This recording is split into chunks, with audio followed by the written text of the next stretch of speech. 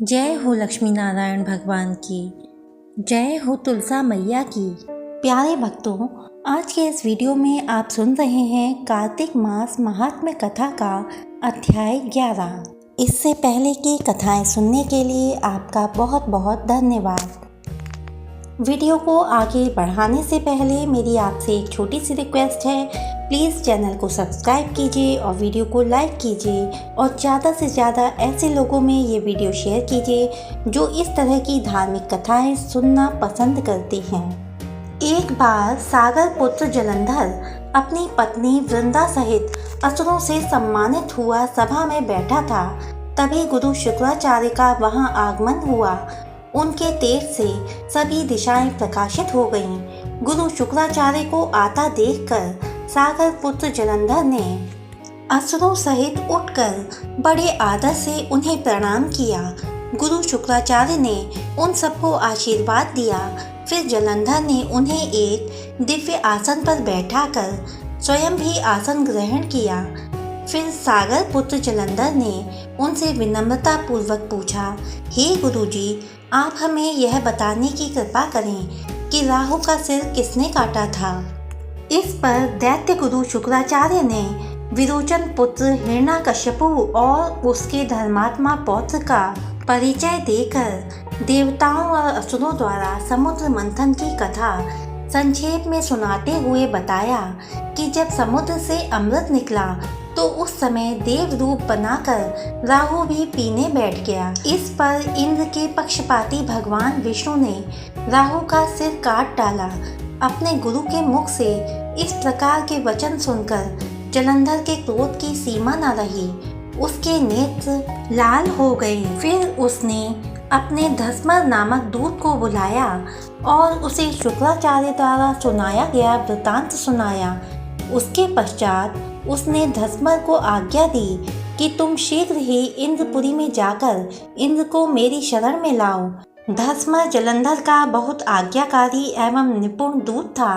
वह जल्द ही इंद्र की सुधर्मा नामक सभा में जा पहुंचा और जलंधर के शब्दों में इंद्र से बोला, हे देवता धाम, तुमने समुद्र का मंथन क्यों किया और मेरे पिता के समस्त रत्नों को क्यों ले लिया।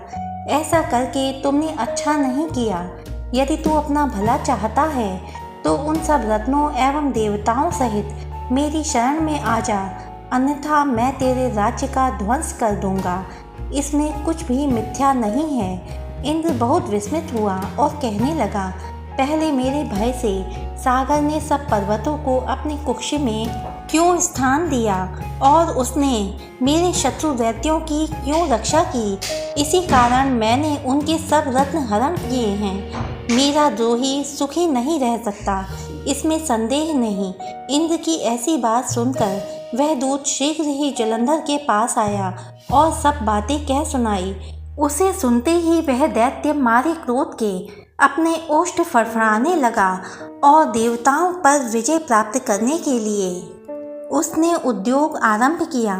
फिर तो सब दिशाओं पाताल से करोड़ों करोड़ों दैत्य उसके पास आने लगे। शुंभ निशुंभ आदि करोड़ों सेनापतियों के साथ जलंधर इंद्र से युद्ध करने लगा। शीघ्र ही इंद्र के नंदन वन में उसने अपनी सेना उतार दी। वीरों की शंख ध्वनि और गर्जना से इंद्रपुरी गूंज उठी। अमरावती छोड़ देवता उससे युद्ध करने चले। भयानक मार काट हुई। असुरों के गुरु आचार्य शुक्र अपनी मृत संजीवनी विद्या से और देवगुरु बृहस्पति द्रोणागिरि से औषधि लाकर जिलाते रहे। इस पर जलंधर ने क्रुद्ध होकर कहा कि मेरे हाथ से मरे हुए देवता जी कैसे जाते हैं। जिलाने वाली विद्या तो आपके पास है। इस पर शुक्राचार्य ने देवगुरु द्वारा द्रोणाचार्य से औषधि लाकर देवताओं को जिलाने की बात कह दी। यह सुनकर जलंधर और भी कुपित हो गया। फिर शुक्राचार्य जी ने कहा, यदि शक्ति हो तो द्रोणागिरि को उखाड़कर समुद्र में फेंक दो, तब मेरे कथन की सत्यता प्रमाणित हो जाएगी। इस पर जलंधर कुपित होकर जल्द ही द्रोणागिरि पर्वत के पास पहुंचा और अपनी भुजाओं से पकड़कर द्रोणागिरि पर्वत को उखाड़कर समुद्र में फेंक दिया। यह तो भगवान शंकर का तेज था। इसमें जलंधर की कोई विचित्रता नहीं थी। उसके बाद यह सागर पुत्र युद्ध भूमि में आकर बड़ी तीव्र गति से देवताओं का संहार करने लगा। जब द्रोणाचार्य जी औषधि लेने गए तो द्रोणाचल को उखड़ा हुआ शून्य पाया।